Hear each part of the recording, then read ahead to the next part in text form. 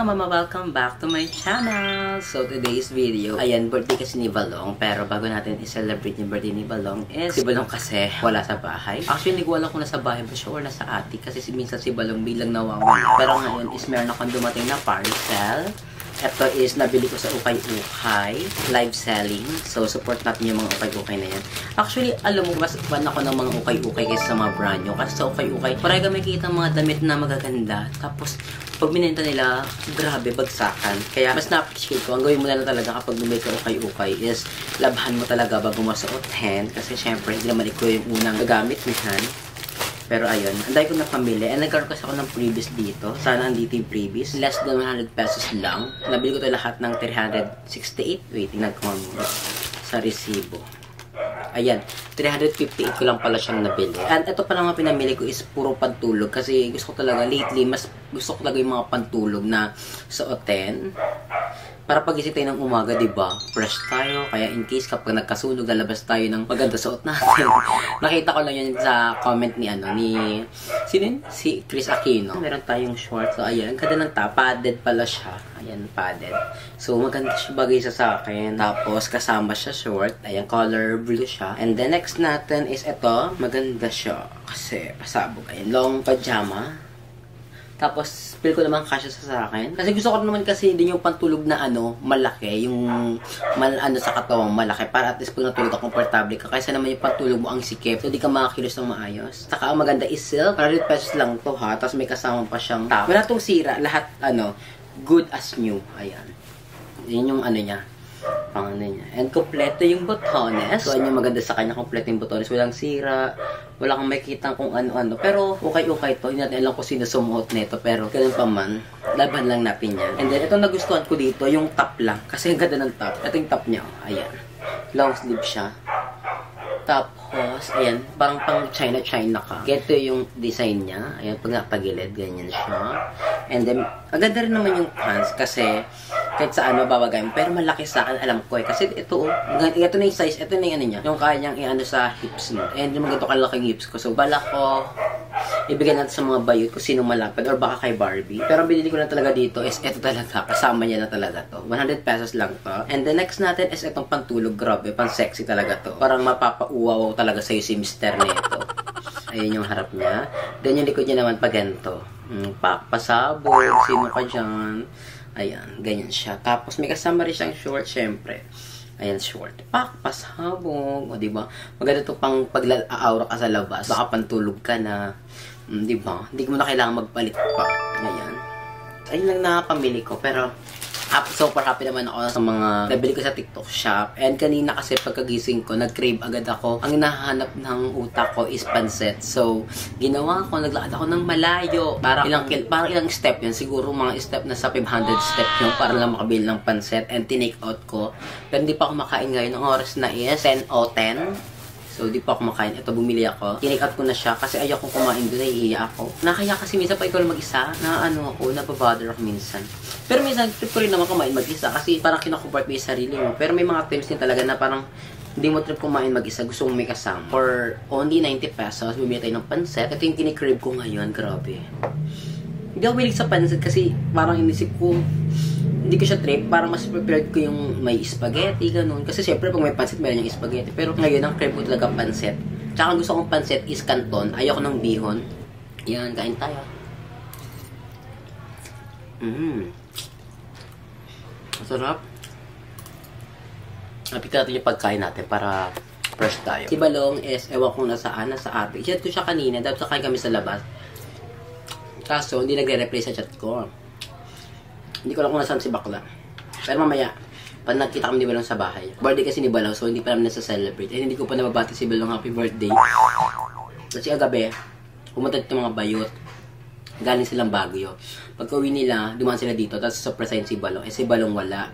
So, paano namin siya surprisein? Wala siya. Eh, mga bayot, kailangan din umuwi ng Cavite. Kasi nga, may gagawin sila. Alam niyo naman yung bahay nila. Yung bahay ni Ayer ginagawa. So, hindi pwede silang umagahin umuwi. Kasi ang traffic papuntang Cavite. Kaya madaling araw, kailangan nila umuwi. So, nag-decide kami na next lang namin i-surprise si Balong.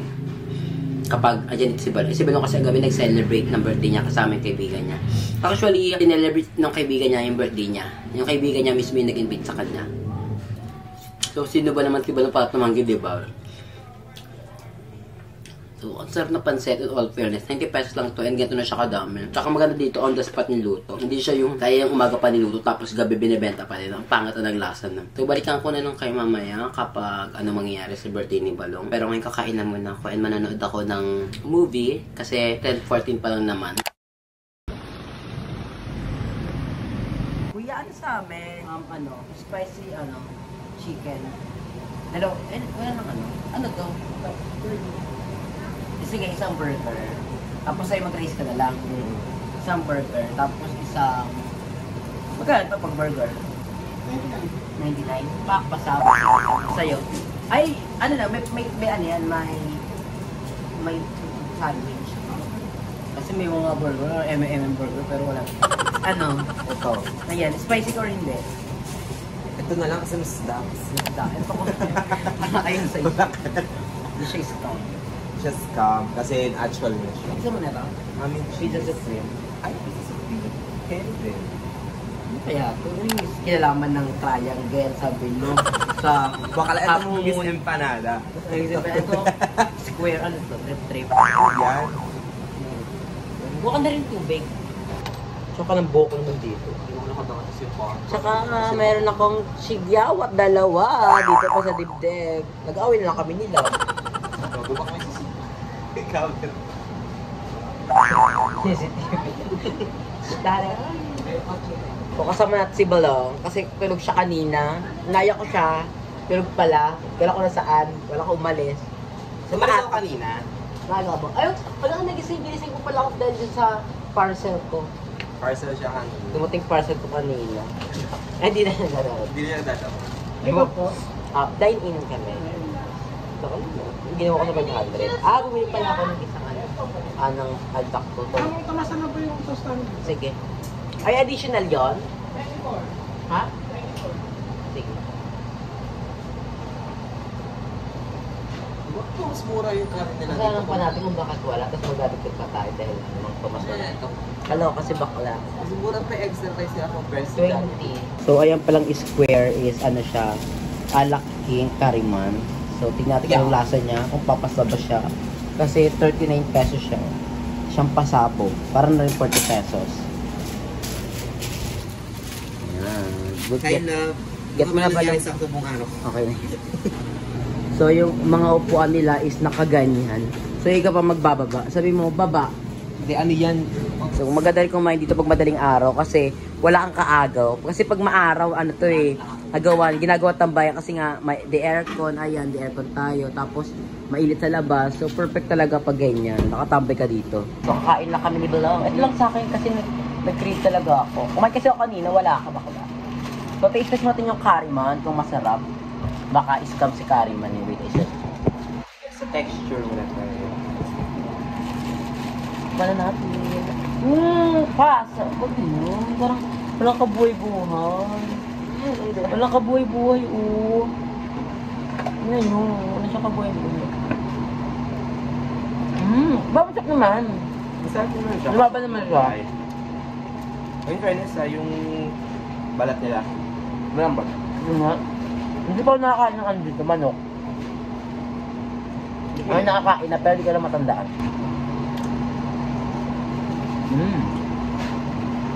Hindi na siya makalat. Like dati. Bakit ba dati bahala? Yan. So ngayon, yung birthday ni Balong, di namin na-celebrate ng bongga. Kasi ibang bayot busy sa bahay. Watak-watak kami ngayon. Parang yung birthday mo na wala, no? Parang wala lang. Parang dumaan lang yung araw. Kasi hindi naman talaga kami, hindi naman pala celebrate. Pero, ayun nga. Minsan, nakikita ko naman kasi busy sila. So, Pero dapat sa surprisein ka, wala ka din ng oras na, yung mga bayot ka na din umuwi ng maaga. Doon yung mga binit ko gabi, after nila magbagyo, dumiretso sila dyan. Tapos sa surprisein ka, wala ka. sila ang na-surprise. Wala na surprise. Sila ang na-surprise. So, uwi na sila Cavite kasi nga, may gagawin nga sila Ayet at si Limuel. Kasi diba, Monday, kinabukasan. May kailangan gagawa ng bahay nila. Kailangan nila tutok sila doon. So, ayun, umuwi na lang muna sila. Next time na lang kay Balong. O baka next time na lang bumawi. Ganon. Pero sa little bit naman namin birthday ni Balong, baka this following weeks na lang. Yes. Kasi Kasi alam ko, It's never too late naman, di ba? next week kasi birthday na din ni Becca. Magkasunutan lang. Parang nauna lang ako sa kanya ng araw. Ganon. Si Bem ata sa sahod, no? Oo.